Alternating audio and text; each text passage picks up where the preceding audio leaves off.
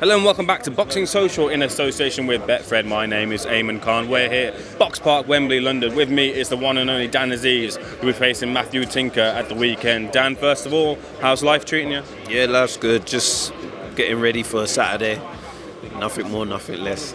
Dan, I noticed there, watching you at the press conference, that this is a fight that means something specifically for you. You want to right a wrong. You talk about the pacing that you had when you fought him before. Why is this something that means so much for you, considering, sparring or fighting in the amateurs? This is something that you've kept along going with you and you want to right that. Why is that? Yeah, definitely, because in the amateurs, he was a bit more seasoned than I was. Had a stronger pedigree, probably had more fights. I was a little bit green, and yeah, now we cross roads in the pros, and I like to, make that wrong right. You know what I mean? Boxing's an ego-driven sport, man. You're in there, because you want to show I'm the baddest, I'm the strongest, I'm the fastest. So he's got a win over me, and I've got a chip on my shoulder. I want to get that win back. So, and he's a good fighter. His style's good as well. I think it'll gel well with mine. So, yeah, I'm looking forward to it.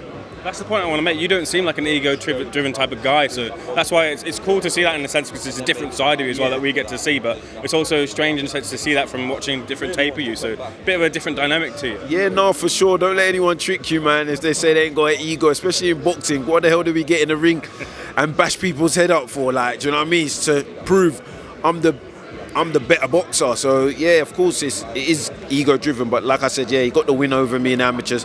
I want to show that, look, the pros are different from the amateurs. I want to show that I'm a level above. I want to show that, just even prove to myself, like, yeah, you're not that same guy. Do you know what I mean? I know I ain't, but I want to prove. So how then, in terms of in-ring action, do you make sure that you don't become emotional and you stick to a game plan or stick to whatever you're going to do? How do you kind of factor in that? I'll be honest with you, it's a fight at the end of the day, like, fuck it, like, do you know what I mean? Sometimes you might get a punch and then you're like, oh, I need to knock this guy out or whatnot, but my coach always says to me, the person who can maintain composure at ease is the person who's going to be more successful. So I try and keep that in the back of my mind, but you try getting punched in the face and see if you can just keep a straight face. But yeah, the main thing is to try and keep that all under controlled aggression. So yeah. Dan, the light heavyweight scene is one that's always moving. Yourself, obviously seen that, being part of it, being the British champion. Where do you think a win puts you? Should you, if you, and from your point of view, that you will get the win at the weekend? Where does it put you on the light heavyweight scene? It just gets my name out there more. I am where I am. I'm the King of Britain. I said it before. I'll say it again. So hopefully, we'll just probably start getting mixed up more and more with the guys that are bubbling up in the division. But we've got to take care of business first on Saturday, so that's my main concern. I'm not really fussed on what happens after at the moment. Just need to get this win over this guy, man. And let me get your thoughts on Buatsi-Richards was announced. A lot of people in the circuit knew that kind of fight was coming. But your thoughts on that fight? Yeah, it's a great fight. South London derby. Know both of them. Good fighters.